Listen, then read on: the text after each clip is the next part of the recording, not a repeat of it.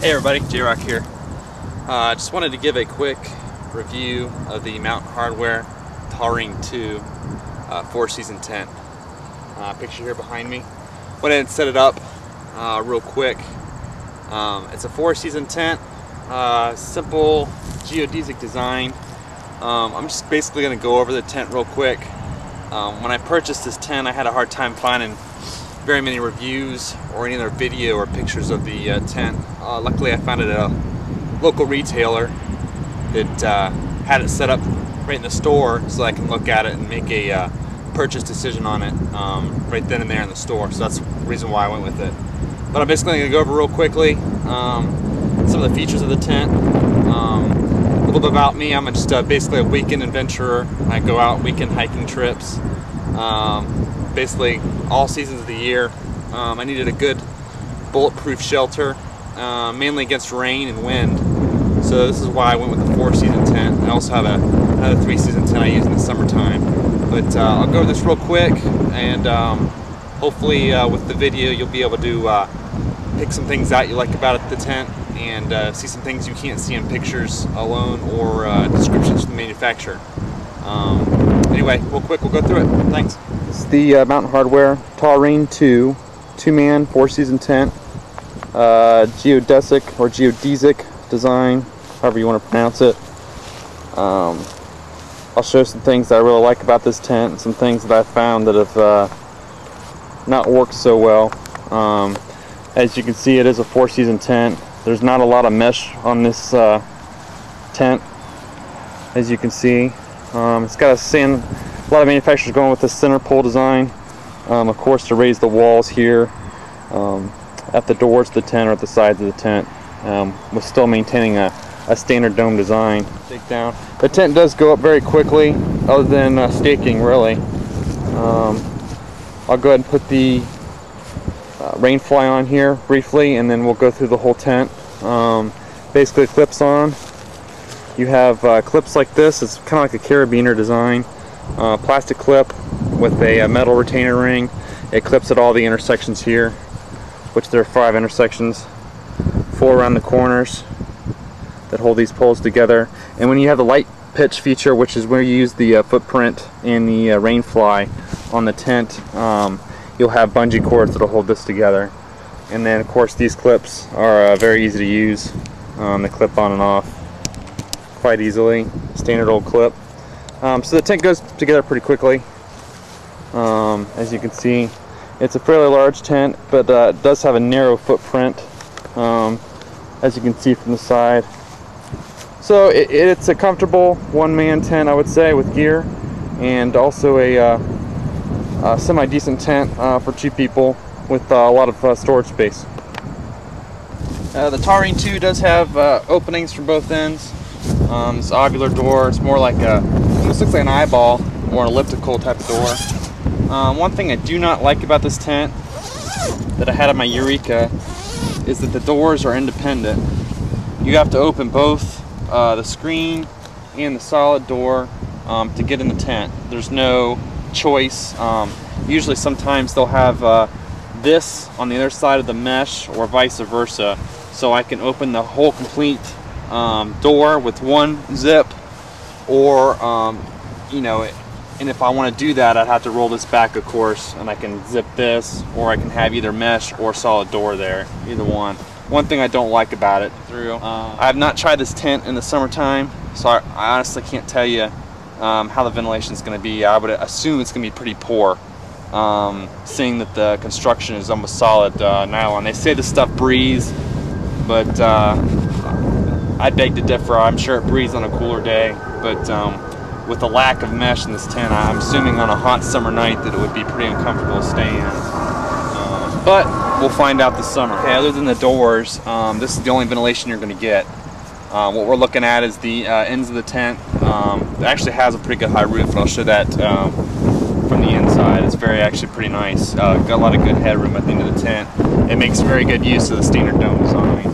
Unfortunately, you cannot, well, you're not supposed to be able to open these from the outside. If you get your fingernail in there, you can get the zipper and unzip this from the outside if you want to ventilate the tent while you're setting it up, or open these up while you're setting it up. that's the extent of your ventilation. I have slept in this tent in the 20s, left these open, and also cracked one of the doors for a little bit of ventilation, and I did not have any condensation inside the tent or up underneath the rain fly at all. So it obviously works with somewhat decent ventilation, but I wish they would have designed the tent with a window here that would go lower or much bigger than this, that could still be zip closed. But also it does help with bulk. Bulk wise, all you have is this double layered, as opposed to having this whole wall double layered, and then you have of course more bulk in your pack and a little bit more weight. Okay, so I went ahead and put the rain fly on so that you could see how this all works. I only guide out the one side here. This is kind of how I guide out. They say to stake this right here. I just pull a little cord so that of course you can get it away from the side of the tent. Keep the rain off the walls and the mud off the walls if you get any mud splash there from the ground. Basically the fly just clips in here. There's these little O-rings or metal rings here that are on both the footprint and the tent floor. Clips in, straps down. 4 guy points along the top. Of course, go down. It comes with the guy cords. Unfortunately, it does not come with enough stakes for the guy cords. I don't understand that whole bit. Got a window there in the center of the vestibule. Vestibule does open from both sides. You can open from the top down or from the bottom up. And you do have, of course, Velcro here to keep the rain flap over your zipper here. Of course, that goes all the way up. Have a window there in the center so you can open up and check the weather. Here's your vestibule, typical vestibule. I think they say it's about 31 inches there from the door in. Plenty enough room to keep your gear. Does have a slight overhang there. Of course, from that center pole there you can see. And plenty of room to get in and out of the tent. If you need to, right there, that corner. Downside to the tent, of course, a lot of complaints about this. This stake being here in the ground, right along your entrance way here to the tent. Sometimes I'll put something over top of that so I know that it's there, so I don't put my knee into it and hurt myself. Of course, it's on both sides there, right there and right here, so you're going to get it either way you walk into the tent. Okay, so here we are on the inside. Little gear loft here. If you take the gear loft away, you have much more space up here for headroom. You can see that the tent is actually very, very spacious headroom wise. Good vertical walls at each ends of the tent, especially down here at the end. I don't know if you noticed at the beginning of the video there, the 2 outside poles bring these ends up, or actually where you would lose space here out of a dome design, which is great because you can go all the way to the back of the tent here. I'm 5'11" again, about 170 pounds. You can see how much room there is in this tent. Plenty of storage in this untiring. You have pockets here, which are great. They're open, of course, when you zip this closed. Got some bugs coming in. They're great for throwing things into, soft objects or flashlights, anything like that. You get in with your shoes on into the vestibule and start throwing stuff in here, and these are nice and wide open to catch. You also have pockets here, plenty of storage, and then of course pockets down here in the corner, smaller pockets. I usually put my headlamp, stuff I'm going to need throughout the night, possibly when I wake up. Get up and grab it, so I don't have to get out of my bag and get up here to the gear loft. Anyway, seamed. All the seams are taped all the way up with the taffeta, and then of course this is standard ripstop nylon, which is supposed to be breathable. 70 denier floor, good solid floor, no seams in the floor, across the floor. It's one solid piece.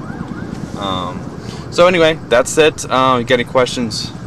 Shoot me up here. Probably have this on YouTube for people to review.